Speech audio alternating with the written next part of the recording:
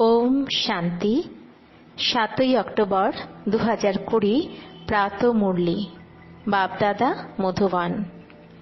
মিষ্টি বাচ্চারা, আত্ম অভিমানী হয়ে বসো, অন্তরে ঘুরতে থাকো যে আমি হলাম আত্মা। দেহি অভিমানী হও, সততার সাথে চার্ট রাখো তো সচেতন হতে থাকবে, অনেক অভিজ্ঞতা লাভ হবে।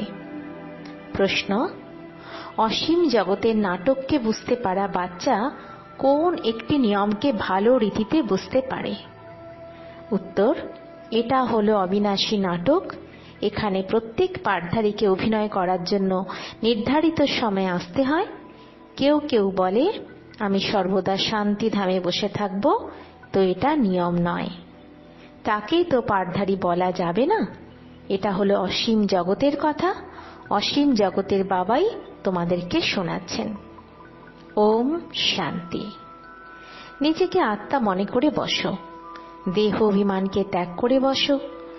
অসীম জগতের বাবা বাচ্চাদেরকে বোঝাচ্ছেন। তাদেরকে বোঝানো যায় যারা অবুঝ হয়।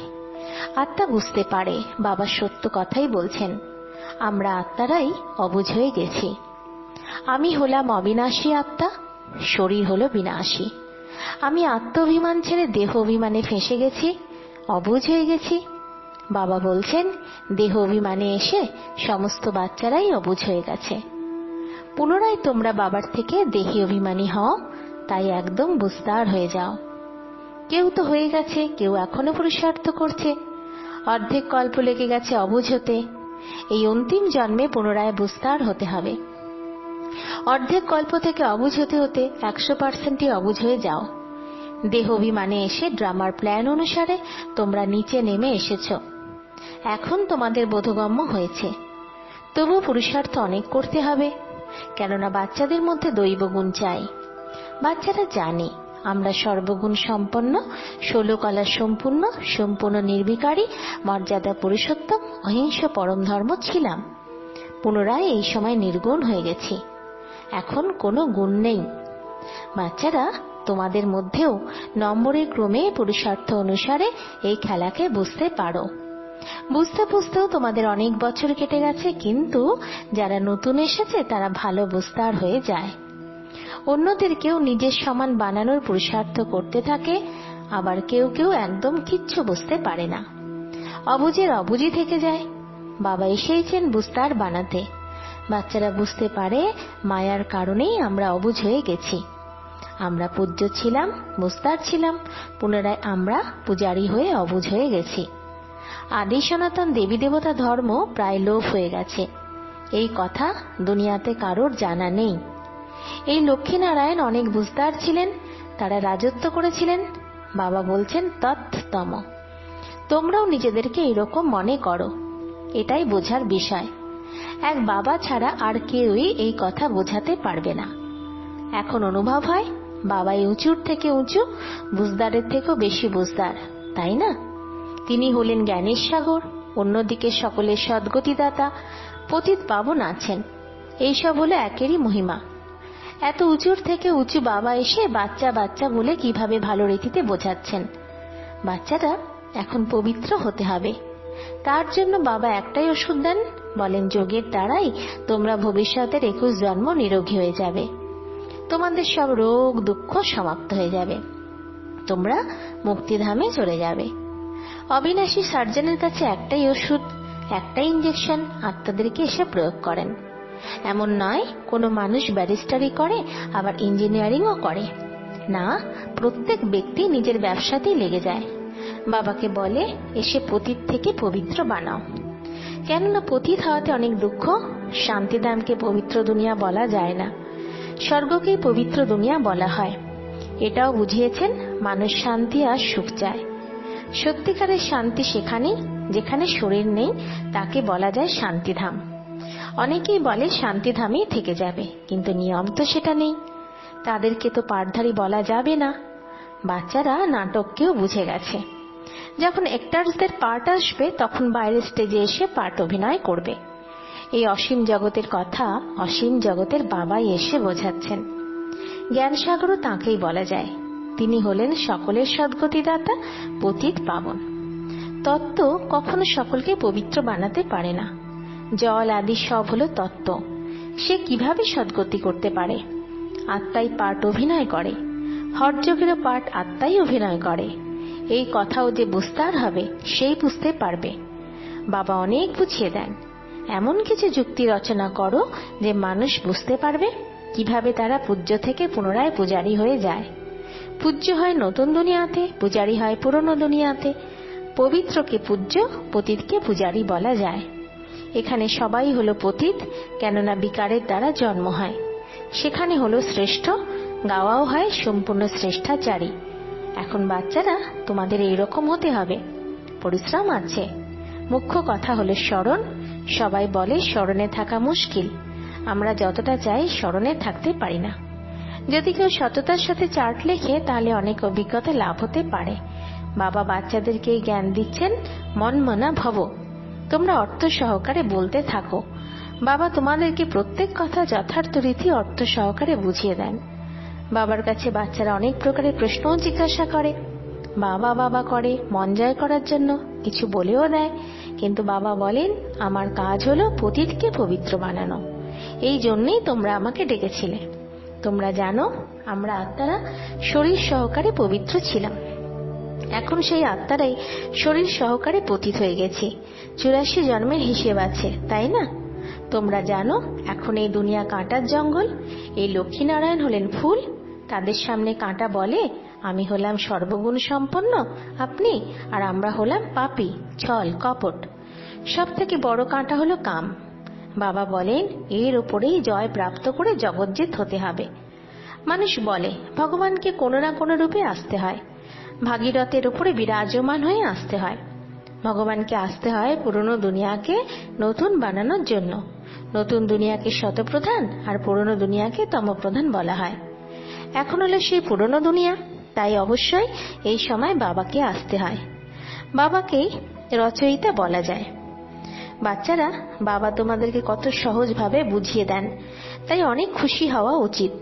আর যদি কারোর কর্মভোগের হিসাব নিকাশ থাকে বা যা কিছু থাকে সেটা তো ভুগতে হবে।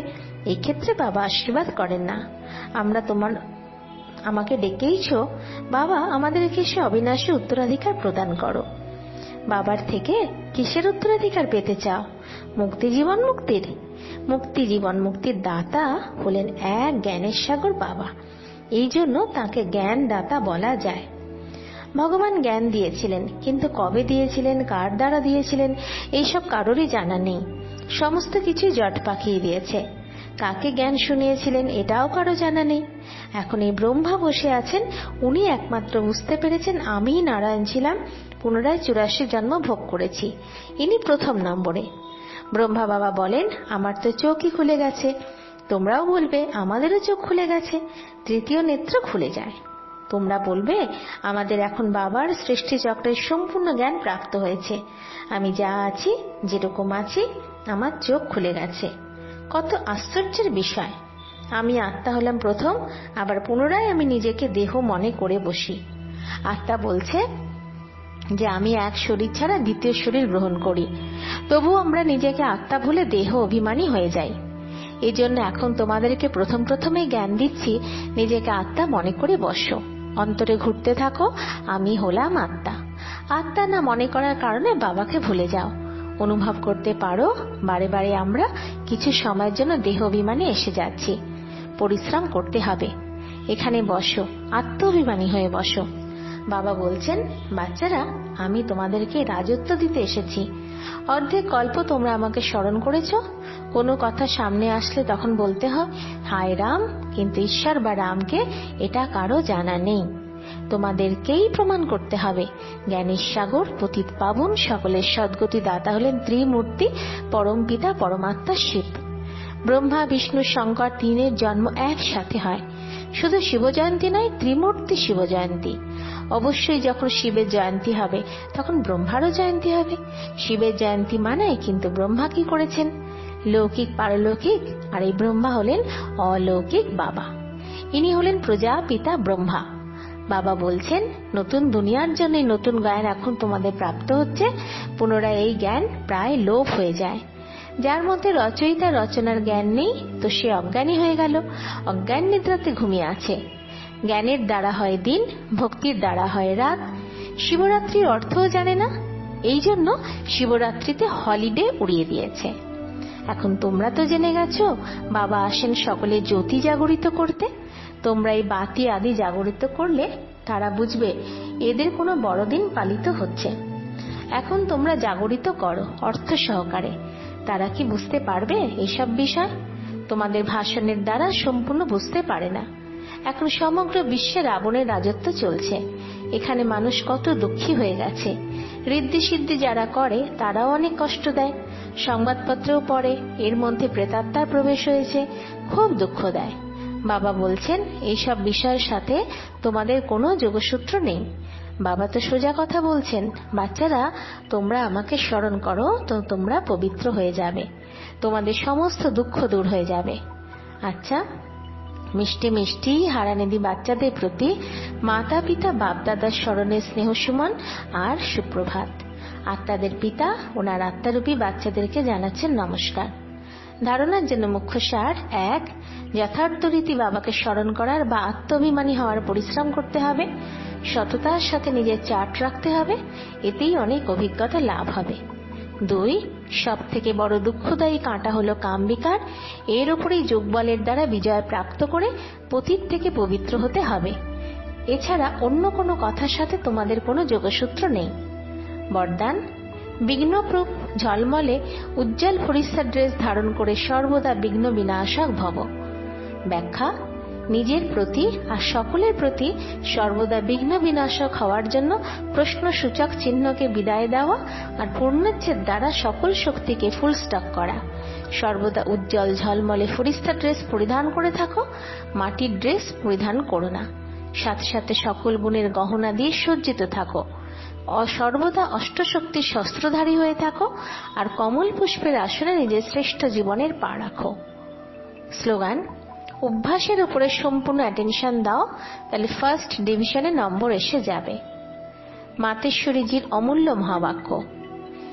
এই ঈশ্বরীয় জ্ঞান সকল মনুষ্যাত্মাদের জন্য। সর্বপ্রথমে নিজের জন্য একটি মুখ্য পয়েন্ট অবশ্যই খেয়ালে রাখতে হবে। যখন এই মনুষ্য সৃষ্টির ঝাড়ে বীজরূপ পরমাত্মা আছেন, তখন সেই পরমাত্মার দ্বারা যে জ্ঞান প্রাপ্ত হচ্ছে সেই জ্ঞান সকল মানুষের জন্য অত্যন্ত জরুরি। সকল ধর্মের আত্মাদের এই জ্ঞান নেওয়ার অধিকার আছে। প্রত্যেকে নিজ নিজ সংস্কার আছে, নিজ নিজ মত আছে, কিন্তু এই জ্ঞান হলো সকলের জন্যে। যদি তারা এই জ্ঞানকে ধারণ নাও করতে পারে, আমাদের পরিবারে যদি নাও আসতে পারে, তবুও সকলের পিতা হওয়ার কারণে তার সাথে যোগ লাগানোর দ্বারা পবিত্র অবশ্যই হতে হবে। এই পবিত্রতার কারণে নিজেরই সেকশনে পদ অবশ্যই পাবে, কেননা যোগকে সকল মানুষ মান্যতা দেয়। অনেক মানুষ এরকম বলে, আমারও মুক্তি চাই, বিনা শাস্তি ভোগ করে। মুক্ত হওয়ার শক্তি ওই যোগের দ্বারাই প্রাপ্ত হয়। অজপা জপ অর্থাৎ নিরন্তর ঈশ্বরীয় স্মরণ। এই কথা যে প্রচলিত আছে যে প্রত্যেক শ্বাস প্রশ্বাসে অজপা জপ জপতে থাকো, এর যথার্থ অর্থ কি? যখন আমরা বলি অজপা জপ, এর যথার্থ অর্থ হল জপ ছাড়া প্রত্যেক শ্বাস প্রশ্বাসে নিজের বুদ্ধির যোগ নিজের পরমপিতা পরমাত্মার সাথে নিরন্তর লাগানো। আর এই ঈশ্বরীয় স্মরণ প্রত্যেক শ্বাস প্রশ্বাসে চলতে থাকে, সেই নিরন্তর ঈশ্বরীয় স্মরণকেই অজপা জপ বলা হয়। এছাড়া কোনো মুখ দিয়ে জপ জপতে থাকা অর্থাৎ রাম রাম বলা, মনে মনে কোনো মন্ত্র উচ্চারণ করা, এটা তো নিরন্তর আর চলতে পারে না। তারা মনে করে আমরা মুখ দিয়ে মন্ত্র উচ্চারণ না করলেও হৃদয় দিয়ে উচ্চারণ করি, এটাই হলো অজপা জপ। কিন্তু এখানে সহজ একটি বিচার করার বিষয় হলো, যেখানে নিজের শব্দই হলো অজপা জপ, যাকে জপ করার প্রয়োজন নেই। আন্তরিকভাবে বসে কোনো মূর্তিকে ধ্যানও করতে হবে না, কিছু স্মরণও করতে হবে না, কেননা সেও নিরন্তর খেতে বা পান করতে থাকে না। কিন্তু আমরা যে ঈশ্বরের স্মরণ করি সেটা নিরন্তর চলতে পারে, কেননা এটা হলো সহজ।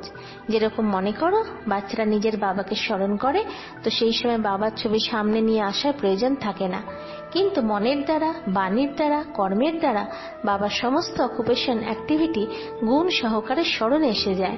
সেই স্মরণ আসার সাথে সাথে বাচ্চার মধ্যে সে অ্যাক্ট চলতে থাকে, তবে সন সোস ফাদার করতে পারে। সেরকম নিজেরও আর সকলের স্মরণও হৃদয়ের ভিতর থেকে করতে হবে। সে একই আসল পারলৌকিক পরমপিতা পরমাত্মার স্মরণে থাকতে হবে। এতে উঠতে, বসতে, খেতে, পান করতে নিরন্তর স্মরণে থাকতে পারবে। সেই স্মরণের দ্বারাই কর্মাতীত হওয়া যায়। তাই এই ন্যাচারাল স্মরণকেই অজপা জপ বলা হয়। আচ্ছা, ওম শান্তি।